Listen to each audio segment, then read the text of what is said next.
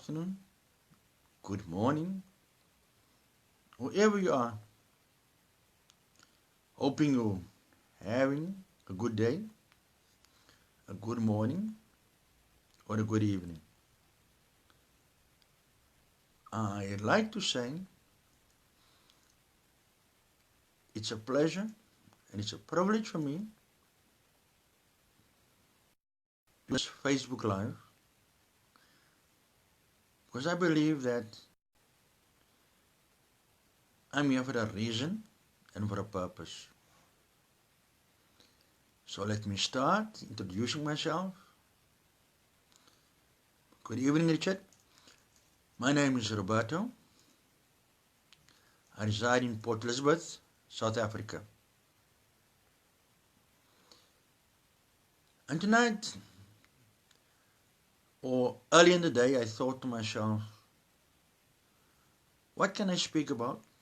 What has caught my eye? And I came up across a story of how one person influenced another person indirectly. There was a school reunion.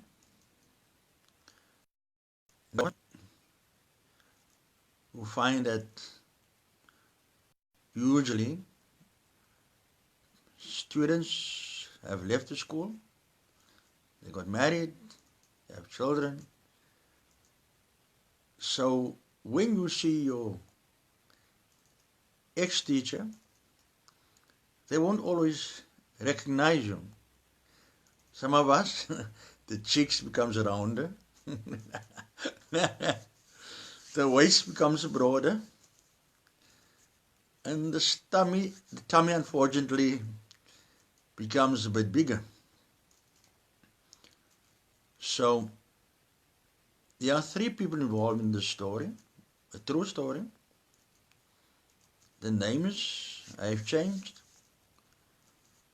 So I just would like you all just to appreciate the direction I'm going. So the names of places is unimportant, but there are three people, two ex-students and one teacher. So David and Mike, David, he went to the school reunion.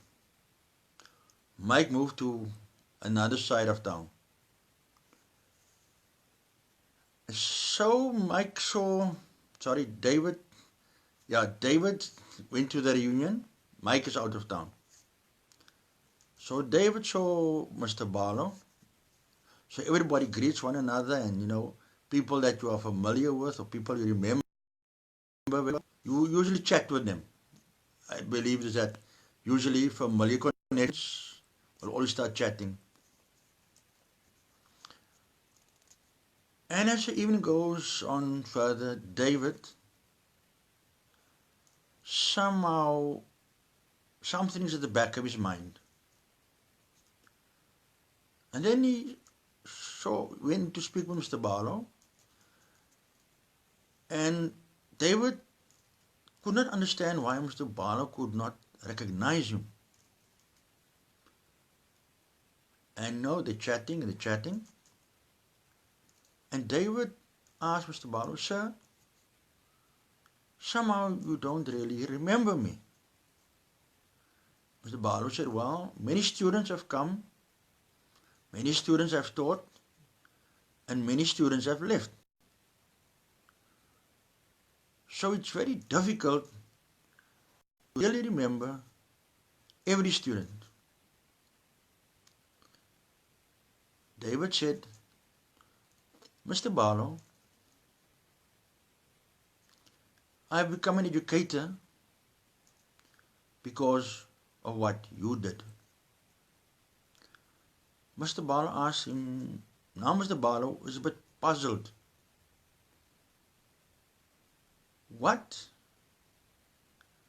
did he actually do that David remember so well?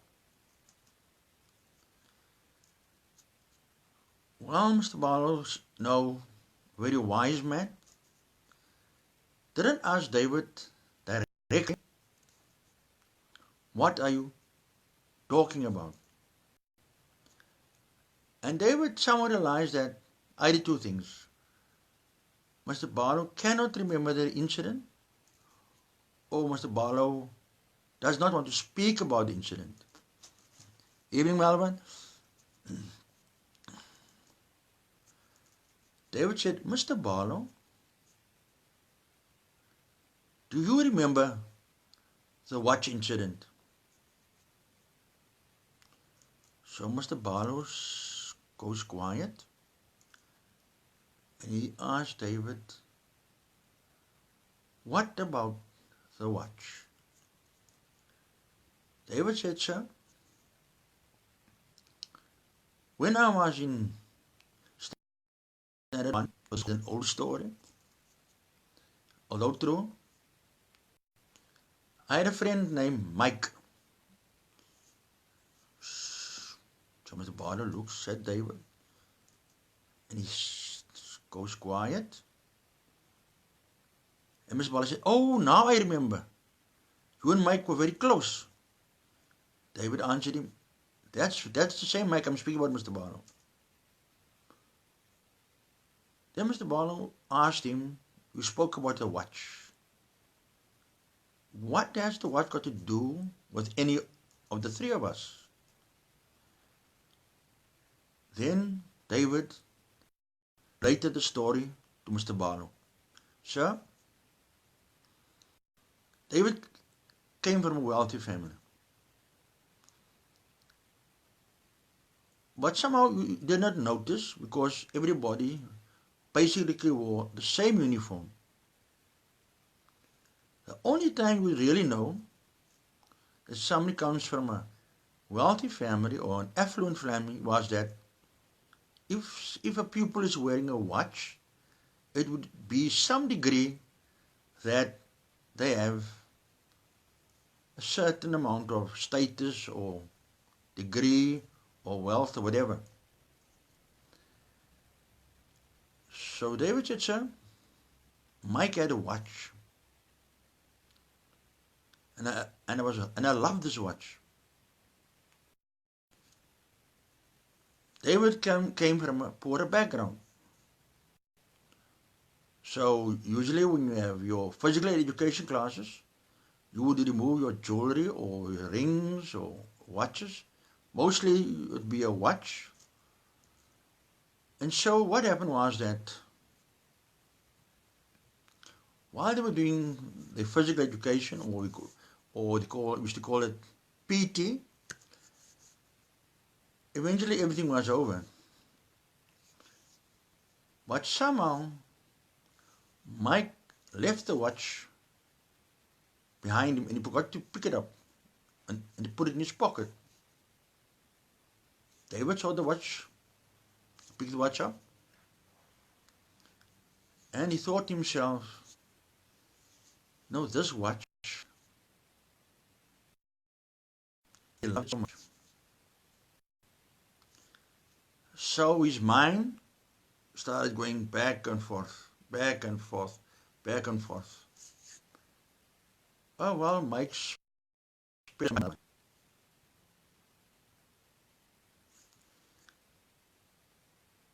David thought, well, no, that's true. David never thought of the consequences.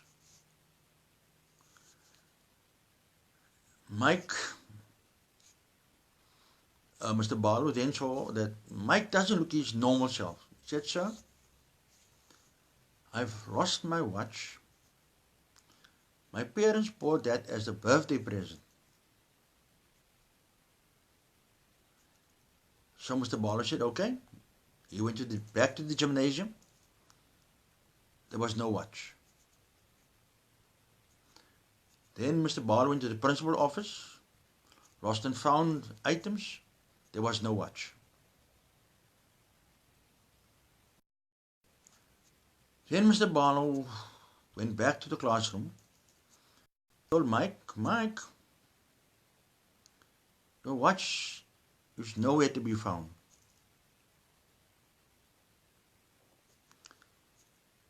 Poor Mike, he is distraught now. He is sobbing gently. And Mr. Barlow somehow get a brilliant idea. In the meantime, David put the watch in his pocket. And he felt so good about this watch. You know, usually when you put a watch in your pocket, and you remember that time, watches had cogs, so the watch made a ticking sound. So you could actually feel the pulse. But he said, okay guys, because the girls and the boys were they were divided up in the gymnasium. So the girls were on one side, the boys was on the other side. Mr. Barlow said, okay, told the girls, you go stand outside the classroom. And the boys line up in front of the blackboard. So Mr. Barlow told everyone, told the boys, look in front of you towards the blackboard and close your eyes. He did that. And he just started feeling the pockets. And he came by David's pocket. And he felt something. He felt the strap was leathery. Mr. Barlow put the watch then in his pocket. He carried on, he carried on, he carried on. Well, he told the boys, go sit down. Call the girls back to the classroom. Then Mr. Barlow went out of the classroom.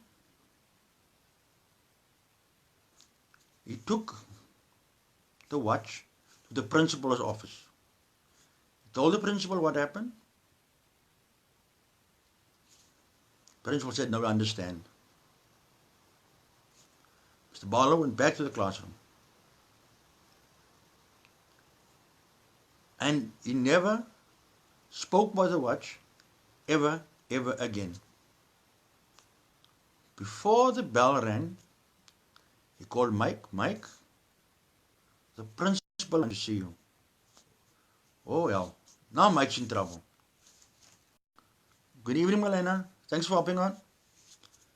Now Mike is in trouble. That's what he thinks. You know, when you're at school, if you're going to the principal's office, you are not comfortable, and you think a lot of spaghetti goes on in the brain.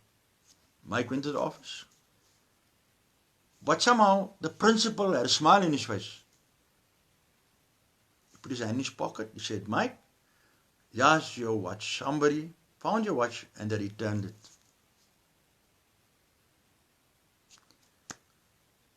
Mike is happy. David, very concerned, because he know that Mr. Barlow found the watch in his pocket. So, and David is concerned. He's too scared to go to Mr. Barlow and ask him, sir, but the watch, you said nothing about it. Never reprimanded me. You never told my parents. And then as the years went by and the reunion came, David thought, now this is a time, that this is an opportunity. He would take and speak to Mr. Barlow about the watch.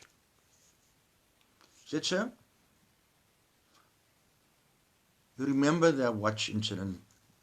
Mr. Barlow said, yes, I have recalled it, seeing that we spoke about it. Cheryl's put here, teachers shape our vision and they form an integral part of our adult life. Very true. So, David is curious to know, sir, why didn't you just call me or speak to me in private? The principal never called me. So Mr. Barlow said, when I was searching the pockets, Mr. Barlow was clever. He did not stand in front of the pupils. He stood at the back of them. So Mr. Barlow said, I never looked at the pupil, at the pockets. So when I took the watch out of the pocket, I don't know out of whose pocket it came. Because when Mr. Barlow took the watch out, he went to the principal's office with the watch. So David said, so Mr. Barlow, are you telling me that you don't actually remember that you took the watch out of my pocket? Mr. Barlow said, no, I can't remember, David, because it's not finding, it is more important to have found the watch. And then David said, no, sir. Ever since that day, you made such a huge impact on my life. I decided to become an educator. I think quite often, we all are teachers in our own way. Yes, sometimes it's difficult to do the right thing all the time. I'm not suggesting doing wrong, no. Sometimes you just walk away from things because it gets too much. One becomes tired. I think everybody has a role as an individual to try to be the best. Because at the end of the day, you never know whose lives you have touched. You never know who is watching you. You never know the difference you can make. Quite often, as people, I don't know, is it maybe our egos, but you seldom find people come up to you and say, you had a positive impact on my life in this way or in that way. I think it's sometimes difficult because there are many challenges, but it's more important to look at the situation and first think about what is the best decision. Like in the case of what Mr. Barlow did, found the watch. Watch was returned. David was happy. Mike was happy. And quite often, there's many times, even me, I just feel like giving up, calling it a day. But I maintain I can only do what I do best. And if that has an impact on people or what you are doing, don't take yourself for granted or what you are doing, for who you are doing. Don't allow that to distract you. Sometimes just being courteous, just being kind, just being helpful, will change other people's world. So, with that in mind, I just want to look at some of the comments. Mine is working overtime. I forgot to tell you, I forgot to mention that you can put your commentary up. I'll look at it. I think I also appreciate feedback. I'm also learning. I'm always a learner. Irrespective of my age, I'll always be a learner. I just like to look here. Cheryl said, moral of stories, integrity, no no condemnation. She just love it. Lessons in life are character changing. So, everybody out there, thanks for your time. Thanks for hopping on. My last word is, we make a difference. As in how small, how big, we make a difference. Maybe in a quiet way, maybe in a loud way, maybe by just doing something to an old person. You never know what seeds you plant today. That's all we can do. Plant good seeds all the time. Anyway, thank you all. Thanks for your time. Time to go. Bye. Have a good week, you all. Stay blessed. Before you go to sleep, forgive those who offended you. Forgive the offender. And bless yourself with God's favor. Bye.